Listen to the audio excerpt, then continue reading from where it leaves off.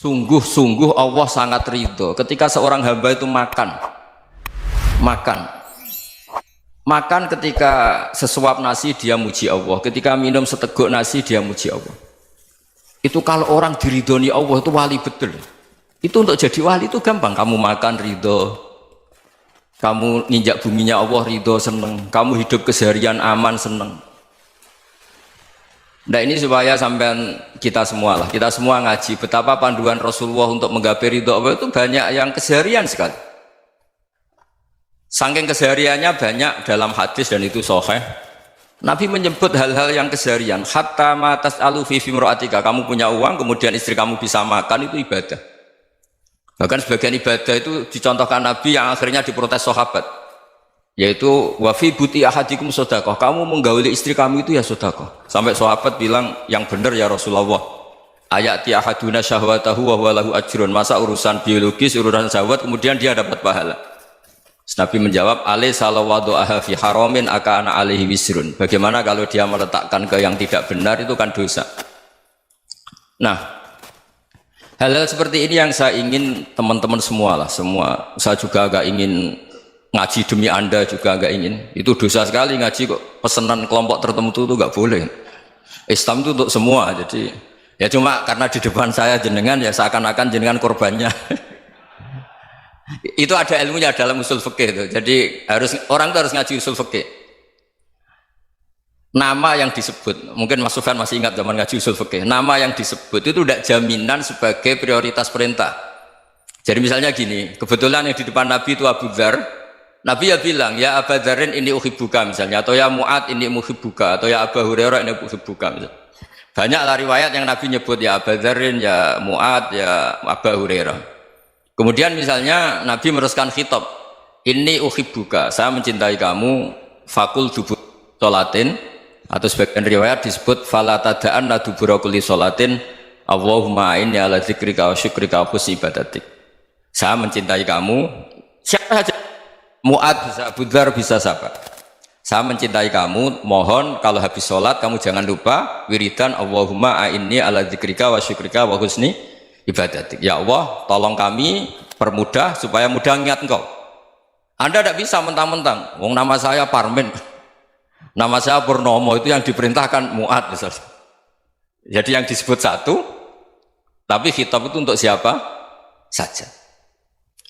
Saya teruskan. Jadi saya mohon semua kita melakukan kebaikan itu, kalau dalam kaidah fikih disebut al yakin la yuzalu bisyak. Banyak kebaikan yang kebenarannya itu 100%, tidak punya efek samping ke pihak lain, ke kelompok lain, ke komunitas lain. Yaitu tadi misalnya Anda makan dan itu murah sekali, hanya butuh satu piring, setiap punyaan kamu muji Allah, setiap minum kamu muji Allah. Itu redaksinya Rasulullah SAW disebut Allah sangat ridho ketika seorang hamba makan kemudian dia memuji Allah, atau minum kemudian dia muji Allah. Logikanya gampang, negara seperti ini yang kamu harapkan bentuknya kayak apa, mertua, ipar, komunitas, tetangga, itu nyata terjadi itu kan belum pasti. Sementara yang mesti terjadi adalah kamu butuh makan, kalau tidak mati, butuh minum, kalau tidak mati, butuh bumi yang nyaman ditempati, kalau tidak kita juga mati. Sebab itu Allah kalau menyebut nikmatnya itu hal-hal yang keseharian. Alladzi at'amahum min ju'. Allah itu siapa? Allah itu yang menciptakan kamu bisa makan, tidak berlebihan. Allah itu yang menciptakan kondisi sosial itu ideal. Zaman Nabi itu ya ada orang munafik, orang-orang pilihan Allah itu juga diuji orang sekelilingnya yang macam-macam. Semua diuji sesuai konteks zaman dan waktu. Nah, tapi ada ibadah-ibadah yang selalu disarankan Nabi. Sampai Nabi itu pernah ditanya, ayul islami khairun ya Rasulullah, Islam terbaik itu gimana? Jawaban Nabi itu unik, it'amut to'am, Islam terbaik itu ya makan-makan, jangan santai-santai. Ketika Allah menyebut beberapa kebaikan, falak tahamal aqobah, wa ma adrokan apa? Mal aqobah. Terusannya apa? Fakku rokobah. Terusannya apa? Au it'amun fiyaumin di masubah. Ya, itu acara makan-makan itu juga Islam. Kenapa? Ya bayangkan kalau tidak ada makanan, kita mati kan? Kondisi sosial tidak ideal itu Anda masih gak apa-apa, tapi kalau Anda tidak makan, Anda tidak minum, Kamu punya istri cerewet masih bisa hidup, punya mertua cerewet masih bisa hidup. Tapi kalau tidak makan bisa mati. Berarti penting mana istri sama makan? Penting mana? Makan. Semoga istri Anda dengar. Nanti kamu disuruh makan tapi pulang deh. Itu kalau dibahasakan makan masih memahami. Penting mana nasi satu piring dengan istri. Nggak ada nasi mati, nggak ada istri belum mati. Penting mana? Gak berani jawab kan? Nah, ternyata Anda ada garang kan di depan istri. Jadi saya mohonlah, mungkin Mas Sufyan Sauri tadi yang bisa bantulah teman-teman tuh ngaji yang keseharian saja. Karena kita nyari ridha Allah itu berdasar firman Allah, dan firman Allah itu menyebut keseharian tuh riang gampang. Yaitu tadi misalnya wa min ayatihi manamukum bil laili wan nahar. Termasuk ayat-ayat Allah itu kamu tidur. Maka dulu itu ada guyonan, ada tokoh Mu'tazilah, kelompok dalam Islam yang berpikir manusia itu bisa menentukan ikhtiarnya sendiri. Karena saya bisa duduk, ingin berdiri, berdiri. Karena kelompok ini nggak terima kalau semua kehendak Allah, nanti bagaimana kalau semua kehendak Allah kok ada hisab ya, ada sanksi. Lucunya itu dia akhirnya, ini cerita ya, mencintai seorang perempuan, cantik sekali. Dan itu dia menjadi ahli sunnah itu oleh hal-hal yang sepele. Karena istrinya cantik, ya namanya suami istri hubungan intim. Terus ditanya, Mas, masih ingin lagi? Masih. Silahkan diulang lagi. Wah ya tidak bisa. Katanya manusia bisa menentukan yang diinginkan. Itu tobat itu. Itu nggak bisa ditobatkan Mas Sufyan Ats-Tsauri. Orang cantik yang mudah nobatkan orang itu orang cantik. Segampang itu. Akhirnya kita tahu, makanya kalau dalam kitab Hikam itu disebut al-aqil mayyakul madza yaf'alu wa hubi wal ghafil mayyakul madza af'al.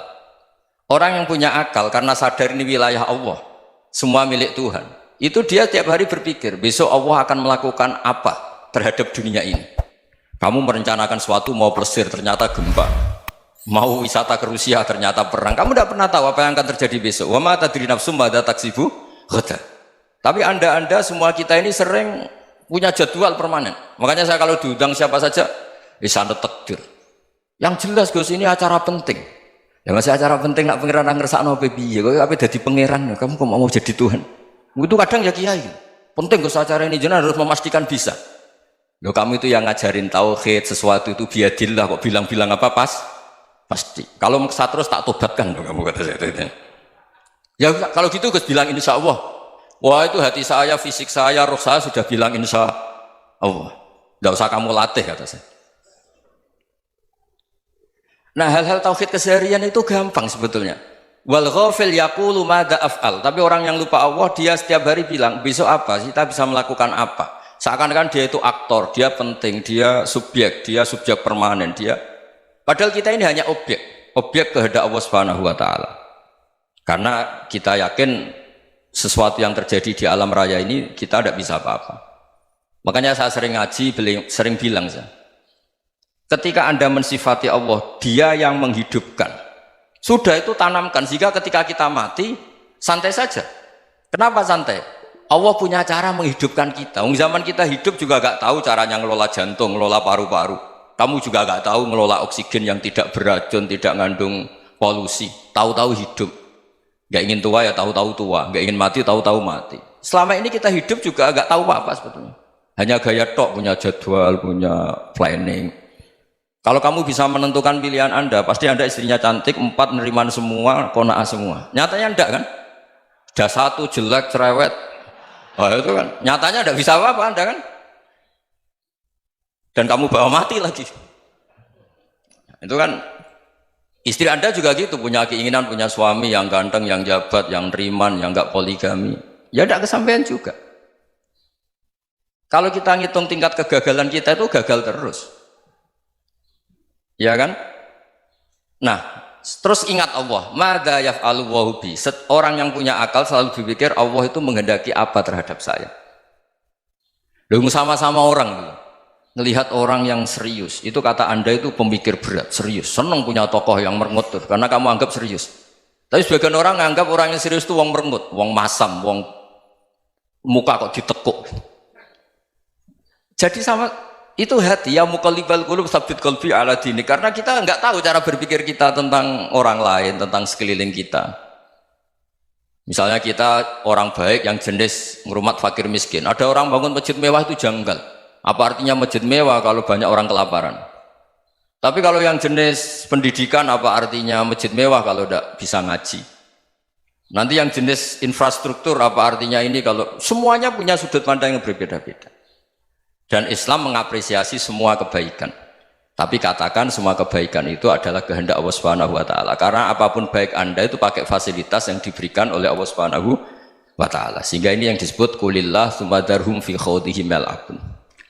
Ya, kembali tadi ke tema-tema bahwa keseharian Anda ini sudah Islami. Saat Anda tidak bisa melakukan apa saja. Saya sering ada jenazah, biasanya kalau tetangga meninggal saya sering disuruh ngelepas. Saya bilang orang ini baik karena sering ngelamun di rumah, sering nganggur di rumah. Ditanya sama anaknya, kenapa Gus nganggur baik? Ya kalau dia nganggur artinya juga agak berbuat sesuatu yang maksiat kan? Ya kan? Orang nganggur di rumahnya ya tidak bunuh orang, tidak maling, tidak korupsi, ya namanya nganggur di rumah. Lah cuma istri cara pandang nganggur gak menghasilkan uang itu. Tapi juga gak menghasilkan kriminal kan? Jadi sebenarnya Islam itu cara, makanya kalau sampai ngaji usul fikih itu ada kitab usul fikih namanya Lubul Usul, itu terkenal sekali di pesantren itu. Itu kalau ngapresiasi keseharian itu luar biasa. Izma min mubahin illa wa yatahaqqaqu bihi tarku haramimma. Karena keseharian yang mubah saat Anda lakukan itu ada kehebatan yang luar biasa, yaitu meninggalkan haram. Makanya dulu banyak orang-orang alim ketemu temannya itu guyon sampai semalaman. Itu biasanya yang semangat Islam itu, kiai kok tidak tahajud, kiai kok tidak witir. Orang yang sedang mapan uangnya banyak, malam itu tidak kelayaban itu sudah luar biasa. Melawan nafsu supaya tidak maksiat itu sudah luar biasa. Supaya lupa guyon sama temannya semalaman sampai subuh. Gejlok-gejlokan ngenang zaman miskin, zaman kuliah nggak jelas, zaman apa. Melihatnya jangan tarkut tahajud. Seperti ini meninggalkan tahajud, tapi meninggalkannya ini talkul muharramat. Jadi kayak apa hebatnya? Sehingga Imam Ghazali punya riwayat yang agak unik. Hatta takuna ibadatu akhiri hadil ummah iku an-naum. Sehingga suatu saat ibadah terbaik umat ini itu tidur. Itu kan riwayat kontroversi. Ketika Imam Ghazali saja, kenapa iya? Kenapa kamu mulai keluar dari rumah itu sudah banyak maksiat? Melihat perempuan yang enggak mahram, melihat fenomena. Tapi kalau kamu tidur itu enggak melihat apa-apa. Tapi juga kamu jangan menganggap tidur itu ibadah betul. Saatnya melakukan fardhu ain malah masih tidur. Tapi itu sudut pandang yang menjadikan kita Islam itu gampang. Jadi saat Anda tidak bisa aktivitas apa-apa, misalnya ada beberapa orang yang lumpuh. Lumpuh itu memang nggak bisa Jumatan, nggak bisa ibadah, tapi dia juga nggak bisa maksiat. Tidur itu memang Anda saat itu tidak bisa tahajud, tidak bisa witir, tapi saat itu ada zina, ada maling, tidak gosipkan orang, tidak bully orang, tidak menanamkan kebencian, tidak hasud. Sehingga tidur menurut Allah Ta'ala wa min ayatihi manamukum billaili apa? Wan-nahar. Karena di tidur itu selain ada unsur istirahat, jaga kestamina, juga ada unsur meninggalkan beberapa keburukan. Nah saya mohon ibadah yang keseharian ini kita jaga. Supaya kita semua baca ayat itu fasih. Fasih itu tertanam di hati. Allah itu siapa? Alladzi at'amahum min ju'i wa amanahum min khauf. Dan Allah kalau cerita di Quran itu anna subabnal ma'a subba thumma syaqaqnal ardon wa syaqqa fa'ambatna fiha habba wa inaba wa qadba wa zaituna wa nakhla wa hadaika hulba. Kamu tahu saya ini siapa, kata Allah. Saya ini adalah Tuhan yang menurunkan air, kemudian ada tanaman banyak, habba wa inaba wa qadba, ada zaitun, ada tin, kalau orang Jawa mungkin ada tela, ada padi, ada mangga, ada pisang. Sudah. Wa inaba wa zaituna wa nakhla wa hadaika hulba, ada perkebunan yang lebat. Tujuannya apa? Mata Allahkum, silahkan kamu pakai, kamu nikmati. Tapi karena kadang kita ini punya ide-ide besar. Tadi untuk syukur saja nunggu punya istri riman, rumah baik, tetangga baik, komunitas baik, semuanya baik baru syukur. Lama-lama nanti ada di surga, syukurnya nunggu surga paling kelas A. Itu sudah ada yang menghuni Rasulullah, kamu nggak boleh di situ. Masa untuk syukur saja? Repotnya Masya Allah. Jadi mohonlah Quran yang kalau Anda hafalkan juz sama itu kan ada ayat-ayat yang kayak tadi. Ya, fal yang dzuril insanu ila ta'ami. Coba lihat Apa yang kamu makan ya? Dari mana? Dan untuk mempertahankan hidup kamu keseharian. Jadi jangan kira ibadah itu harus membentuk komunitas yang versi Anda. Ibadah itu harus hal yang mulu-mulu. Kesehariannya Anda alami. Loh, ini saya tidak bikin-bikin. Saya ngaji bukan karena berdasar pesanan. Itu ayat yang saya baca kan betul ada ayatnya kan. Fal yang dzuril insanu ila tu'ami anna sobabnal ma'a sobba thumma syaqaqnal ardo syaqqa fa ambasna fiha habba wa inaba wa qadba wa zaituna wa nakhla wa hada'iqa ghulba. Terusannya apa? Mata'al lakum, silakan kamu nikmati. Mata itu silakan kamu nikmati. Ya kayak sampean dikasih hidangan ya makan. Ya sudah makan, habis makan ya minum, habis itu ngantuk ya tidur. Ya sudah normal-normal saja. Kayak apa indahnya Islam? Tapi Anda mencari Islam yang gimana lagi? Nah itu yang diajarkan guru-guru kita, diajarkan sanad kita sampai Wali Songo, sampai Rasulullah SAW. Bahwa pada akhirnya ada jihad, ada perang. Itu dulu memang perang, bukan membunuh, beda. Dulu kita dijajah Belanda ya perang, dan itu normal karena kita dijajah. Jadi ketika orang lain ingin baik sama kita, wa in ahadum minal musyrikin astajaruka ya fajirhu hatta yasma'a kalam Allah. Kalau mereka ingin baik ya kita baik. Makanya ada istilah mustakman, mu'ahad. Kalau mereka ingin damai, berdampingan dengan kemajmukan ya itu yang lebih baik. Karena memang Islam menghormati proses perdamaian. Wa in janahu lis-salmi ya fajnah lah. Kalau ingin damai ya kita harus damai.